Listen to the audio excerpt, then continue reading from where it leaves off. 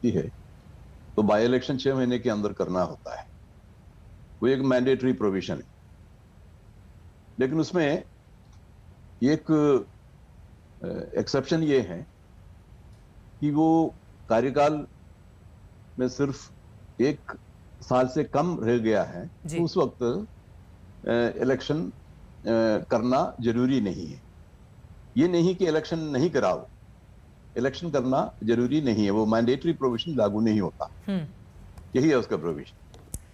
लेकिन किसी मुख्यमंत्री की इस तरह से गद्दी चले जाना, चुनाव नहीं होने की वजह से, ऐसा बहुत कम इतिहास में देखने को मिला है। तो इसीलिए बंगाल के मुख्यमंत्री को लेकर भी इस तरह के सवाल लगातार इस वक्त पूछे जा रहे हैं। देखिए, ऐसा है कि इन दोनों सिचुएशंस में थोड़ा सा फर्क है। एक तो ये है कि जो उत्तराखंड का मामला जो है उसमें वो असेंबली का कार्यकाल 1 साल से कम रह गया है, जबकि तो उस हालत में इलेक्शन 6 महीने के अंदर करवाना जरूरी नहीं है। लेकिन जहां तक वेस्ट बंगाल का सवाल है, वो 6 महीने के अंदर इलेक्शन उनको करवाना होता है, वो मैंडेटरी है। सेक्शन 151A के अंडर, जो रिप्रेजेंटेशन ऑफ पीपल एक्ट के सेक्शन 151A के अंदर 6 महीने के अंदर इलेक्शन करवाना जरूरी है। इट शैल बी हेल्ड, ऐसा है, तो मैंडेटरी प्रोविजन है। उत्तराखंड में वो मैंडेटरी नहीं है। ठीक है। और फिर इलेक्शन कमीशन, देखिए, दूसरा शर्त ये है कि इलेक्शन कराना मुश्किल है। अगर मुश्किल है तो इलेक्शन कमीशन सेंट्रल गवर्नमेंट से कंसल्ट करके एक नोटिफिकेशन निकालेगा कि इलेक्शन करवाना मुश्किल है, तो उसमें कोई रीजन बताना पड़ेगा, वो सारी चीजें हैं। लेकिन अभी तक उत्तराखंड के मामले में मेरे ख्याल से ऐसा कोई नोटिफिकेशन या कोई इंफॉर्मेशन तो इलेक्शन कमीशन की तरफ से आया नहीं है।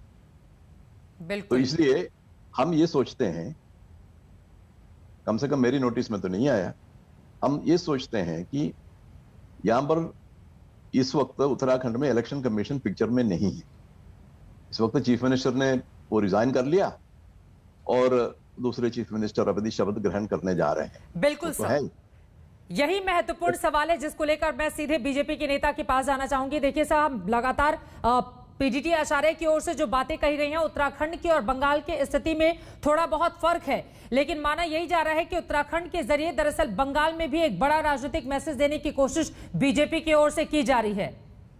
किस तरह के हालात हैं, बताइए प्रेम शुक्ला जी, क्या है बंगाल को लेकर आप लोगों की अगली रणनीति? देखिए, हालात तो आदरणीय आचार्य जी ने स्पष्ट कर दिए। दोनों की स्थितियों में अंतर है। उत्तराखंड में चुनाव में 1 वर्ष से कम का समय है, और 1 वर्ष से कम का समय होने के नाते वहां निर्वाचन आयोग ये निर्णय ले सकता था कि यहाँ चुनाव कराएं या ना कराएं। न कराने की संभावनाएं निश्चित तौर पर थी।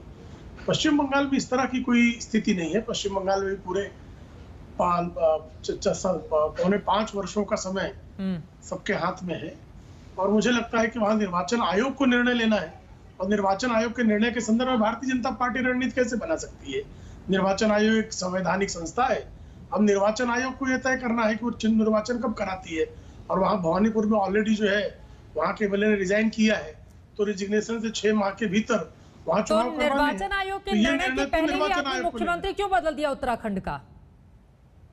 नहीं, हम तो हमारा इसलिए क्योंकि प्रोविजन ऑलरेडी 151 में ऑलरेडी प्रोविजन दिखाई दे रहा है। हाँ, लेकिन सितंबर तक का वक्त था आपके पास। इतनी ज्यादा जल्दबाजी इसी जुलाई के शुरुआती हफ्ते में क्यों की गई बीजेपी की ओर से? क्योंकि अभी तो सितंबर बाकी था ना।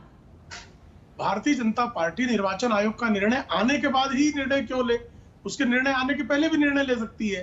तो भारतीय जनता पार्टी ने स्थिति नहीं उत्पन्न होने दी, इसमें किसी को क्या आपत्ति हो सकती है? मोनूजीत मंडल जी, सीधे आपका रुख करते हुए, चूंकि बहुत सारे जो राजनीतिक विश्लेषक हैं वो इसी बात को मान रहे हैं कि उत्तराखंड के जरिए बंगाल को लेकर भी बीजेपी की एक सियासी कोशिश हो सकती है, क्या है इस पर टिप्पणी? क्योंकि आज के जितने भी अखबार निकाल लीजिए, सोशल मीडिया प्लेटफॉर्म पर लगातार ये चर्चा चल रही है कि कहीं ऐसा तो नहीं कि उत्तराखंड के बहाने बंगाल निशाना, क्या है इस पर? ऐसा नहीं है, ऐसा ही है। बंगाल बीजेपी का जो अभी प्रेस कॉन्फ्रेंस हो चुकी है, यहाँ का जो चीफ है दिलीप घोष और सारे नेता यही कह रहे हैं कि ममता दी को छोड़ देना चाहिए, अभी छोड़ देना चाहिए। अरे क्यों आप लोग इतना तरह से बुरी लोजार हो? It's disgraceful on your part. आप इतने बुरी तरह से हार गए हो, उसके बावजूद भी आपको ये स्वीकार नहीं है हार, यही आपका प्रॉब्लम है।